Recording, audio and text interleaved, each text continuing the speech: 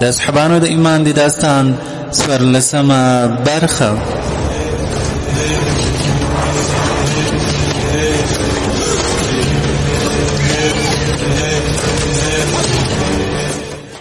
د اصحابانو د ایمان داستان.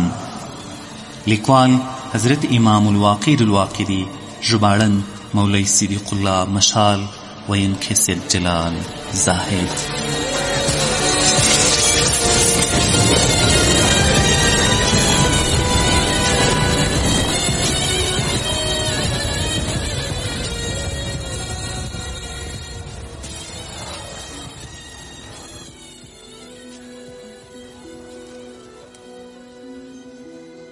د اصحابانو د ایمان داستان د 14مې برخې محترم اوریدونکو، السلام علیکم ورحمت الله. په دې هیله چې روغ جوړ صحتمند او خوشحاله به یاست، په خپلو ورځنیو کارونو کې به کامیاب او بریالي سئ. محترم اوریدونکو، موږ په تېره 14مه برخه کې دا واورېدل چې دمشق خلک لاړل توما ته چې د هرقل زوم و، هغه ته یې ویل تاکید وروسته راغی او له دوی سره جګړې ته راووت. کله چې جګړې ته راغی یوې قلعه ته ورغی، هلته یو ډېر دیندار دی په اصطلاح یو راهب و، هغه ته یې مراجعه وکړه او بالاخره له هغو څخه یې مشوره وغوښته. هغه ورسره راغی چې د مشرکینو په سیمو کې په عبادت کې څه اری نه درلود، د هر په وړاندې ډېر درنښت درلود. په دې ورځ له خپل قصر څخه په داسې حال کې راووتلو چې یو ستر صلیب په سر ولاړ. رومي جنرالان د شاوخوا راغونډ وو او یو ناموته نصراني انجیل په لاس کې اخیستی و او د صلیب په خوا کې ولاړ و. د خلکو چیغې راپورته کړې. توما ورته وړاندې شو، د انجیل پر یو لیک یې لاس کېښود او ویې ویل ای باداره که به مونږ پر حق یو ته زمونږ مرسته وکړئ، مونږ خپل دښمنانو ته مه حواله کوي، په مونږ کې چې ظالم وي هغه رسوا کړئ ځکه ته ښه پرې خبر وي.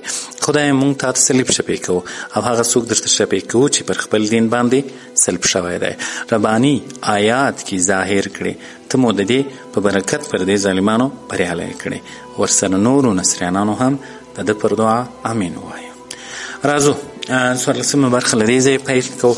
رفاع بن قیس ویل همداراز ماته د رسول الله صلی الله علیه وسلم د وحی کاتب شرحبیل بن حسن هم په دې ډول نقل وکړ، خو زیاته یې کړه د دوی د خبرو ترجماني به موږ ته د بصري مسلمان شوي والي روماس کوله.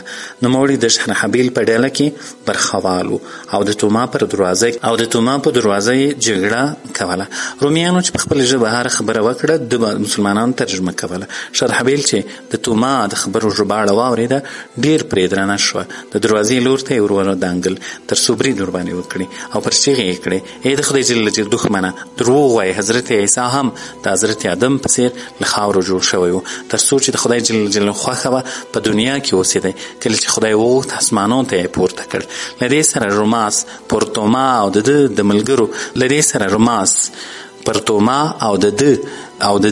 ملګرو د غشو باران واوراوه. توما کلکه جګړه شروع کړه. پر مسلمانانو یې د کلا له لوري ډبر یو غش واورول او په دې ترڅ یې ډېر مجاهدین ټپیان هم شول. د زخمیانو په ډله ابان بن سعید ابن العاص هم و چې د زهرو ککړ غش یې پرې لګېدلی و. نوموړي په خپل بدن کې د زهرو دردونه احساس کړل، شاته شو او ملګرو پورته کړ، خپل خیمو ته یې راوړ. غوښتل یې چې له زخمه یې لنګوټر خلاصه کړي. د نوموړي زخم په بګړۍ تړل شوی و. ده ورته ویل بګړۍ له زخمه مه پرانیزئ، که مو پرانیسته روح به مې ورسره والوځي، ځکه زه خپل هغه ارمان ته وصل شوم چې له خدای جل جلاله مې غوښت. خو مجاهدینو د ده خبره وانه ورېده. زخم یې ور خلاص کړ. له خلاصولو سره یې سم سترګې اسمان ته ونیولې او د شهادت ګوته یې هغه لور ته ونیوله او ویې ویل اشهد ان لا اله الا الله واشهد ان محمدا عبده ورسوله هذا ما وعد الرحمن وصدق المرسلون. دا کلمات یې پوره نه و ویلي چې د شهادت ستر مقام ته ورسېد. د میرمنو د غیرت کارنامې. د ابان میرمن د ده د ترې لور وه. د جندین د پیښې په ورځ یې نکاح ورسره کړې وه. د واده د نکریزو رنګ یې لا پر لاسو برېښده او هغه خوشبویي پر سر کې ښکارېده چې حضرت ابان د تل لپاره رخصت ورڅخه واخیست. نوموړې یو نامتو میرمن او له یوې زړورې کورنۍ څخه وه. غش ویشتل یې ښه په مهارت زده و. کله چې د خپل خاوند د وفات خبر واورېد په منډه راغله او څو ځله یې پر خپل لمن کې تین ډکونه وخوړل.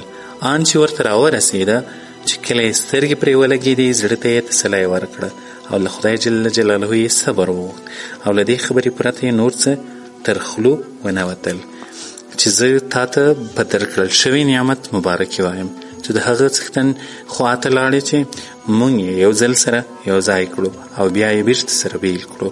زه به هم پوره کوشش کوم چې له تا سره بیرته وصل شم او دا مې یوازینۍ هیله هم ده. پر ما دا حرامه ده چې له تا وروسته به د بل چا لاس را باندې لګیږي. ما خپل ځان د خدای جل جلاله په لار کې وقف کړی. زه دا هیله لرم چې ژر تر ژره به له تا سره وصل شم. وروسته یې ده ته قبر وکندی و هلته یې دفن کړ. د قبر ځای اوس هم معلوم ده. خالد بن ولید لمونځ ورباندې وکړ چې کله یې خاورو ته وسپاری مېرمن یې د قبر برابرولو ته هم پاته نه شوه. سمدستي یې د ده وسله واخیستله. د حضرت خالد له خبرتیا پرته لښکر ته ورغله او پوښتنه یې وکړه چې زما خاوند پر کومه دروازه شهید کړل شوی. چا ورته وویل د توما پر دروازه شهید شو او هغه څوک چې دی شهید کړی دی د هرقل زوم دی. راوي وایي دا د شرحبیل بن حسنه ډلې ته ولاړه. له دوی سره ګډه شوه او له خلکو سره اوږه پر اوږه یې داسې جګړه وکړه چې ساری یې نه درلود. دی به د خومن په غشو ویشتلی. ابان دې ته خپله لینده او د غشو ګوډانه ورکړې وه. شرحبیل بن حسنه وایي د محاصرې په ورځ ما د توما دروازې په وړاندې یو سړی ولید چې د توما تر مخ ولاړ او ستر صلیب یې په لاس کې پورته نیولی و او صلیب ته اشاره کوله او ویل یې ای خدایه د دغه صلیب او هغه چا چې په ده پورې یې لاس نیولی دی مرسته وکړې. خدایه د دغه ښکاره مرستندوی شي او درجه یې لوړه کړې. شرحبیل بن حسنه وایي ما په پوره ځیرتیا ورته کتل چې هغه د صلیب څښتن د ابان مېرمنې په غشو وویشتلی. صلیب یې له لاسه ولوېدل. زموږ لور ته راوغورځېد. ما ورته کتل او جواهر یې برېښېدل. اوس همداسې محسوسوم لکه اوس چې هم ورته ګورم. زموږ هر یو جنګیالی د دې هڅه کوله چې تر بل ملګري ور وړاندې شي او صلیب راواخلي. د خدای جل جلاله ستر دښمن توما چې کله صلیب ولید چې د مسلمانانو په وړاندې پر خاورو په ذلت کې پروت دی دا خبره ډېره ګرانه ورته تمامه شوه او ویې ویل هرقل به په دې خبر شي چې صلیب اعظم له ما اخیستی دی او عربیان یې مالکان شوي دي. دا باید هېڅکله ونه شي. خپله ملا یې وتړله توره یې راواخیستله او ویې ویل د چا چې زړه وي راپسې راځي دي او که څوک غواړي چې کینی هم اختیار لري. زه حتما غلیم ته ورځم او خپله سینه پرې سړوم. له دې سره سم په بیړه دروازې ته ورکوز شو او د دروازې د خلاصولو امر یې وکړ. تر ټولو لومړنی راوتونکی شخص هم دی و. رومیانو چې ده ته وکتل هېڅوک پاتې نه شول او ورپسې ووتل ځکه توما په دوی کې ستر زړور او جنګیالی شخص و. دوی ټول ملخانو په څېر سره راتوی شول. له بل پلوه مسلمانان پر صلیب سره راغونډ شوي وو. صلیبیان چې کله وروتل شور او غوغا یې جوړه کړه. مسلمانان چې کله پوه شول یو پر بل یې د بیدارۍ چغې وکړې. مسلمانانو چې رومیان ولیدل صلیب یې شرحبیل بن حسنه ته تسلیم کړ. پر دښمنانو یې برید وکړ او ورباندې یې ورغلل. صلیبانو د غشو او ډبرو باران له لاندې او د کلا له لوړې برخې پرې شروع کړه. شرحبیل بن حسن پر مسلمانانو غږ وکړ او ورته ویې ویل مسلمانانو جنګیالیانو شاته راشئ تر څو د خدای د دښمنان له هغه غشو او ډبرو وژغورل شئ چې د کلا له لوړې برخې یې در باندې اوروي. راوی وایي مجاهدین دومره راشاته شول چې د غشو له لګېدلو محبوس شول خو د خدای جل جلاله تاغې دښمن توما دوی تعقیب کړل او هر لور ته یې په داسې حال کې بریدونه کول چې د مشرکینو ناموتې جنګیالي یې مله ول او د اوښ غوندې نارې وهلې. شرحبیل بن حسنه چې کله دا منظره تر سترګو شوه پر مجاهدینو یې غږ وکړ نور له ژونده لاس واخلئ او د جنت د ګټلو هڅې وکړئ او خپل خدای جل په خپل عمل سره راضي کړئ. خدای جل جلاله به تښتېدلو نه راضي کیږي او دا نه غواړي چې مسلمانان دي کافر ته شا ور واړوي. برید پرې وکړئ ورنږدې شئ خدای دې بری درکړي. راوي وایي د شرحبیل سرتیرو پر غلیمانو سخت برید وکړ او دواړې ډلې سره ګډې واډې شوې. ښې خرپند تورې وچلېدې او د غشو بارانونه وورېدل. د خدای جل جلاله دښمن توما یو او بل لور ته وکتل تر څو معلومه کړه چې صلیب له چا سره ده. نوموړي ولیدل چې صلیب له شرحبیل بن حسنه سره موجود و. شرحبیل بن حسنه سره موجود و له لیدلو سره سمې نور زغم پاتې نه شو، پرې ورمنډه او چیغې کړې، مور دې مړه شه صلیب راکړه، نور به دې په خپله سزا رسوم. راوی وایي شرحبیل بن حسنه چې وکتل توما د ده لور ته ور په منډه و، نوموړي صلیب وغورځاوه او له ده سره یې مقابله پیل کړه. توما چې کله صلیب پر ځمکه لوېدلی ولید، پر خپلو جنګیالانو یې غږ وکړ چې د صلیب مرستې ته راودانګئ. د ابان بن سعید مېرمنې د خدای جل جلاله د دښمن برید پر شاه شرحبیل باندې ولید. پوښتنه یې وکړه دا څوک ده؟ چا ورته وویل دا د هرقل زوم توما چې ستا خاوند شهید کړی دی. چې کله دا خبره واورېده سمدستي سخت برید ورباندې وکړ، ډېر ورنږدې شوه، د غشو وار یې پرې وپیل کړل. رومیانو غوښتل چې دا شاته وتمبوي، خو دې یې هېڅ پروا ونه کړه. یو غشی ښه پر نښه برابر کړ او ویل بسم الله و برکت رسول الله، وروسته یې واری پرې وکړ. په دا وخت کې توما شرحبیل ته رسېدلی و چې غشی یې په ښي سترګه کې ولګېد. او پکې بنده شوه. ده چیغې کړې او شاته یې ماتې وخوړه. دی غوښتل چې په بل غشی هم وویلې، خو رومیانو له هر لوري برید ورباندې وکړ او په منځ کې یې راګیر کړه. مسلمانان د دې مرستې ته په بیړه ور ودانګل او د کفارو له شره یې وژغورله. کله چې د ډاډ ساه واخیسته بیا یې د غشو ویشتل پیل کړل او یو زړور رومي پهلواني پر سینه وویشت او پر ځمکه راپرېوت. په دې ورځ کې دا اول ځل و چې توما شاته شو او د غشو له سختې څخه یې تېښته وکړه او په چیغو بېرته کلا ته ننوت. شرحبیل چې کله دا حالت ولید پر ملګرو یې غږ وکړ بیړه کوئ او د روم پر سپیانو بریدونه وکړه، کېدای شي توما اسیر په لاس درشي. سرتېرو مجاهدینو برید پرې وکړ او بیرته یې تر دروازې شاته وتمبول، خو هلته بیرته د دوی د کلا له لوري له لوړې برخې ډبر او غشو ویشتونکو دوی وژغورل.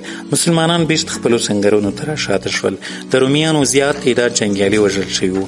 د هغو پاتې شوي وسلې او جنګي تجهیزات یې راټول کړل او صلیب یې راواخیست. د خدای جل جلاله دښمن توما او عسکرې ښار ته ننوتل، دروازې په ځان پسې بندې کړې. حکیمان ورته راغلل تر څو غشي د ده له سترګې څخه وباسي. دوی ونه پوهېدل، غشی یې ورڅخه کش کړ، خو په ختلو یې ونه توانېدل. ډېره سخته چیغه یې وکړه پر قوم یې دا خبره ډېره سخته شوه، بله چاره یې هم نه درلوده. غشی یې ترې کش کړ او هغه تیره وزر یې په سترګو کې ښخ پاتې شو. نور غشی یې ویست، نوموړی پر هغه ځای ناست و. دوی په ډېر ټینګار سره ترې وغوښتل چې خپل هستوګنځي ته ولاړ شي، خو ده ونه منله او د دروازې په وړاندې دننه خواته تر هغو پورې ناست و تر څو چې شدید دردونه قرار شول. دوی بیا ترې وغوښتل چې دی خپل منزل ته ولاړ شي او د شپې پاته برخه لږ ارام وکړي. دوی ویل موږ نن ورځ 2 ناورینه ولیدل، یو د صلیب له لاسه ورکول او بل ستا د سترګې وتل، او دا دواړه موږ ته د غشو له ویشتلو راورسېدل او موږ په دې پوهېدلو چې مسلمانان په سره اور هم ګډېږي. له تا مو غوښتي وو چې د دوی څه غوښتنه وي پر هغه جوړه ورسره وکړه. توما د دوی له خبرو څخه په غوسه شو او ویل هلاک شئ، دوی صلیب اعظم راڅخه یووړ، زما سترګه یې راړنده کړه او زه تر دې دواړو تیر شم. هرقل ته به دا خبره ورسیږي، هغه به زما په اړه د ناوسۍ او سستۍ فکر وکړي. هر قسم چې وي ورسره جنګېږو به، هرومرو به صلیب ورڅخه اخلو او زما د سترګې په بدله کې به یې 1000 سترګې ورباسو. هغه وخت لرې نه ده چې په یو پریب به زه د دوی امیر ته ورسېږم او خپل ټول مالونه به ورڅخه ونیسم او بیا به د دوی وستر امیر ته چې په حجاز کې دی ورځم او ریښې به یې له بیخه وباسم. هېواد به یې لوټې لوټې ور تراب کړم او د دوی د خاپوړ وطن به د وحشیانو مسکن ګرځوم. دا ستر لاین وروسته د کلا مورچلو او برجونو ته ور وخوت. پر سترګې پټۍ لګولې وه. جنګیالیان یې جنګ کولو ته وهڅول تر څو د دوی له زړه څخه ویره لرې شي. نوموړي ورته وویل تاسو چې څه ولیدل د هغه په اړه هېڅ مه وارخطا کیږئ او مه ویرېږئ.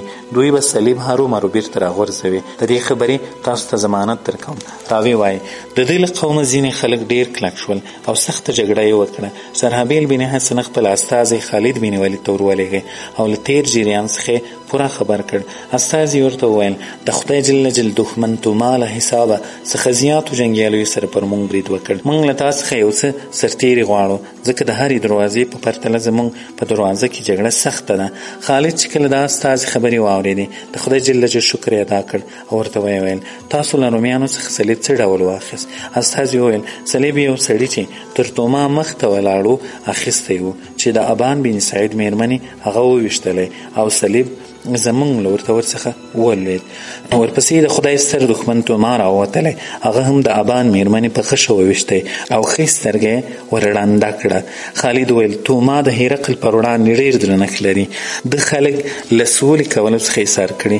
زه له خدای جل جلاله امید لرم چې نور به د ده له شره خلاص شو. وروسته یې استازي ته وویل ته بیرته شرحبیل ته ورشه، ورته ووایه کوم ځای چې مې درته سپارلی د هغه ټینګه ساتنه کوه، هره ډله په کار بوخته ده، بل هېڅوک درتلی نه شي. زه تا ته در نږدې یم او ضرار هم وینې چې د ښار شاوخوا ګزمې کوي او پر تا یې پام وي، که اړ شوې مرسته در سره کوي.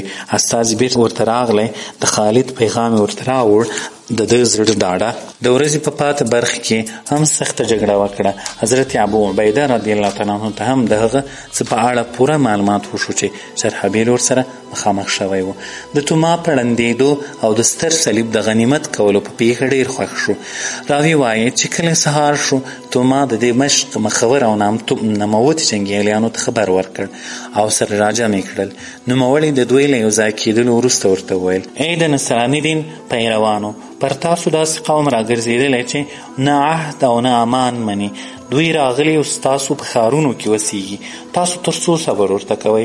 تر څو به ستاسو حریم ته په سپک کتل کېږي، اولادونه به مو تر څخه نیول کېږي، مېرمنې به مو د دوی مینځې کېږي او اولادونه به مو د دوی غلامان وي.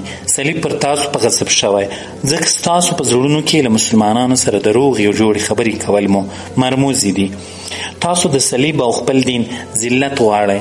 زه ورپسې وروتلی وم، که مې چېرته سترګې نه وای ړنده شوې تر هغه به بیرته نه وای راګرځېدلی تر څو چې مې د دوی جرړې ایستلې نه وای. زه به ضرور له دوی خپل پور اخلم او زر سترګې به یې د خپلې سترګې په بدله کې ورباسم او له دې سره به ژر تر ژره صلیب بیرته ورڅخه نیسم. دوی چې کله د توما خبرې واورېدې ورته ویې ویل موږ ستا په وړاندې یو څه چې ستا خوښه ده پر هغه زموږ هم در سره امین دی. که مو له ځان سره ګډ باسې هم در سره ځو او که مو یوازې جګړې ته لېږې هم تیار یو. توما وویل څوک چې له عربو سره جګړه کول غواړي هغه دې هېڅ ویره په زړه کې نه ورګرځوي. ما نن شپه عزم کړی چې پر دوی برید وکړم او په خپلو ځایونو کې ټوک ټوک کړم، ځکه په شپه کې وهم غالب وي او تاسو ته تر دوی لارې لیک ښې در معلومې دي. نن شپه باید تاسو هر یو جنګ ته تیاری ونیسئ او پر دروازو وروځئ. زه پوره هیلهمن یم چې تر څو مو ټول کار پای ته نه وي رسولی تر هغو به بیرته راستانه نه شو. چې کله د نورو جنګیالیانو له معاملې وزګار شم وروسته به یې امیر اسیر کوم، هرقل ته به یې وروړم تر څو دی خپله پرېکړه د ده په اړه راته واوروي. دوی ورته وویل ډېر ښه. په دې توګه یې تشکیلات وکړل. یو ګروپ یې د شرقي دروازې لور ته تشکیل کړ، بله ډله یې جابیې دروازې ته ولېږله او ټولو دروازو ته یې تشکیلونه وکړل. فوجیانو ته یې وویل تاسو مه ویرېږئ، د مسلمانانو امیر له تاسو ډېر لري او دلته یوازې بېکاره غلامان شتون لري. داسې یې میده کړئ لکه پر غنمو چې غوبل وشي. راوي وایي یوه ډله یې راوغوښته، هغه یې باب فرادیس ته ولېږله تر څو هلته عمر بن عاص په جګړه مصروف وساتي. توما ورسره زړور جنګیالي د توما دروازې ته تشکیل شول. د خپل لښکر ټوله ترانې راغونډ کړل او له ځان سره یې د توما دروازې خواته په کار وګمارل. پر دروازې یو ناقوس یا نغاره وزړوله.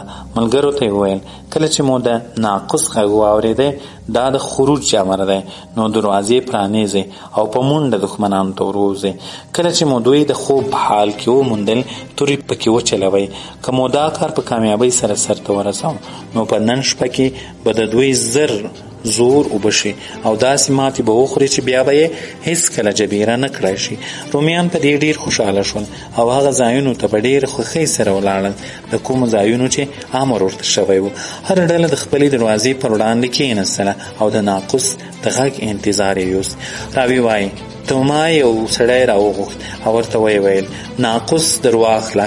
چې کله دې مونږ ولیدو چې دروازه مو پرانیسته نو ناقوس قرار ووهه چې یوازې زمونږ قومي غږ واوري.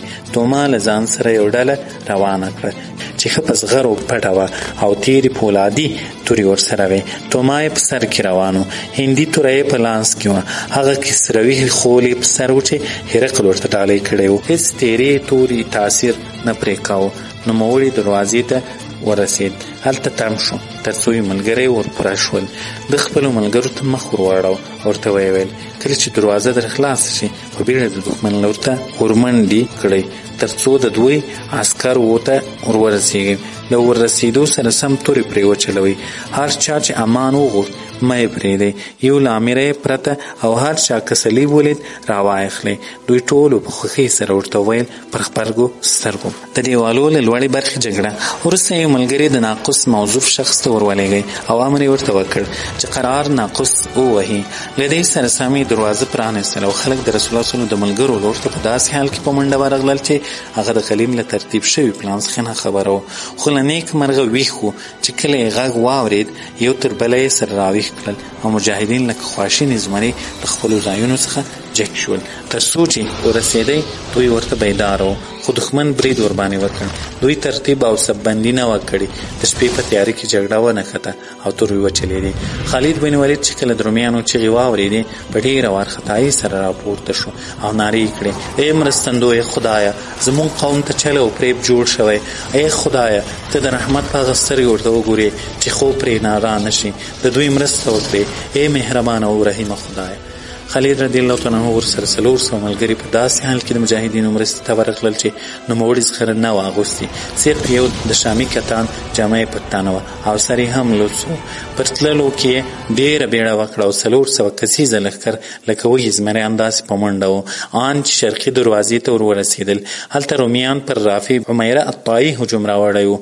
مجاهدینو د تکبیر او تهلیل ملکوتي چغې وهلې او رومیان د کلا پر دیوالونو راپورته شوي وو. کله چې مسلمانان را بیدار شول دوی هم رمباړې شروع کړې. خالد بن ولید پر رومیانو برید پیل کړ او نارې یې کړې مسلمانانو زه تاسو ته زیری درکوم، د رب العالمین خدای جل جلاله د تاسو ته نصرت راغلی. زه فارس شدید یم، زه خالد بن ولید یم. د خلکو په منځ کې حمله وکړه. د ډېرو خلکو د وژلو تر څنګ ځینې نامتو پهلوانان هم مړه کړل، خو بیا یې هم زړه په ابو عبیده او نورو دروازو په مجاهدینو باندې ختلی و. د دوی د تکبیرونو چغې او د رومیانو نصارا او رمبیاړې اورېدلې. سنان بن عوف وایي ما د خپل تره زوی قیس ته وویل آیا یهودیانو هم له تاسو سره جګړه کوله؟ ده وویل هو یهودیانو هم جګړه را سره کوله. د کلا له لوړې برخې موږ په غش وویشتلو. خالد بن ولید پر شرحبیل بن حسنه ویرېدی ځکه هغه ته د خدای جل دښمن توما وروتلی و. شرحبیل بن حسنه ته د خدای جل دښمن توما داسې تکلیف ورکړ چې بل هېچ چا داسې څه ونه لیدل. هغه داسې چې توما پر دغه شپه پر مسلمانانو برید وکړ او تر هر چا لومړی مسلمانانو ته توما ورورسېدی. دوی ټینګ مقاومت وښود او توما هم سخته جګړه وکړه او داسې نارې وهلې ستاسو شوم او بدبخت امیر چیرته ده؟ زه د مهربانه بادشاه د ملک یو ستر غړی یم، زه د صلیب ناصر یم. شرحبیل چې کله د ده غږ واورېده د ده لور ته یې هڅه وکړه. د مسلمانانو څه کسان زخمیان شول. شرحبیل پرې نارې کړې دا د زه ستا سیال یم، زه ستا مقابلې ته راغلی یم، زه ستاسو د جمع شیندونکی یم، زه ستاسو د صلیب اخیستونکی یم او زه د خدای جل د رسول د وحي لیکونکی یم. توما د زمري په څېر برید ورباندې وکړ. د اصحابانو د ایمان داستان د 14مې برخې محترم اورېدونکو دا وه زموږ نننۍ برخه چې تاسو ته ما زاهد وړاندې کړه. تر بیا ښې چارې پر الله هم سپارم. السلام علیکم.